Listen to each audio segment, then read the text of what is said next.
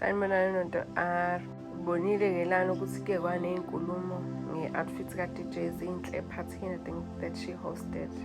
It's also surprising ukuthi abantu who had more to say were actually women.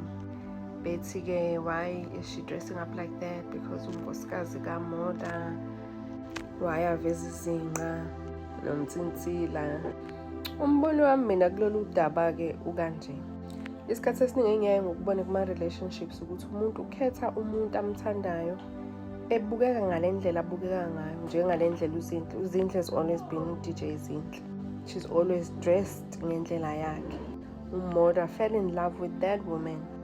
Then what ends up happening in most other couples, you change as a woman, not because your husband says you must change in many cases, but it's because of ingcindezi oyitholayo kwabanye abantu besifazane.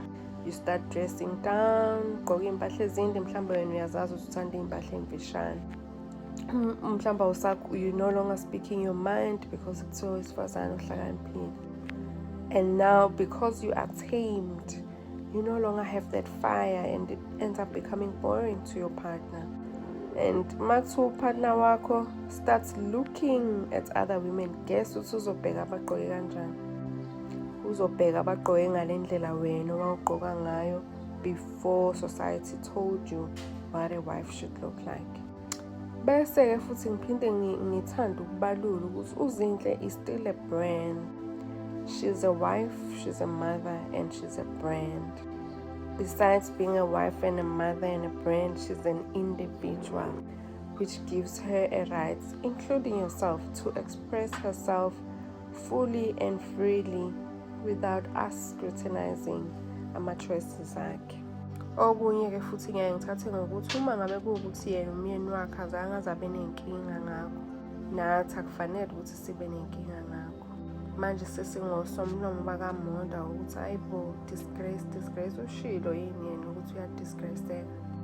Thina kusafanele siyilaphe thina as imbokodo ukuthi mesike sabona nje udadewethu ujabulile nendoda yakhe, akubi mnandi. And we need to go deeper in finding out ukuthi why kungabi mnandi masibona omunye umuntu wesifazane ekhululekile.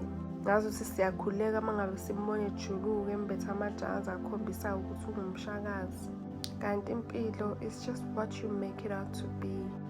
You are supposed to make your own rules as you go along. Because nalawo ma-rules enziwe asazi ukuthi ayenziwe obayi wenzelani, futhi asazi ukuthi amsebenzela yini. And the one thing that remains constant or consistent in life is change. It's either you are willing to change or uzoba isiqila sey'nqumo esingasazi ukuthi zisukaphi nokuthi zisiza ngani, if at all.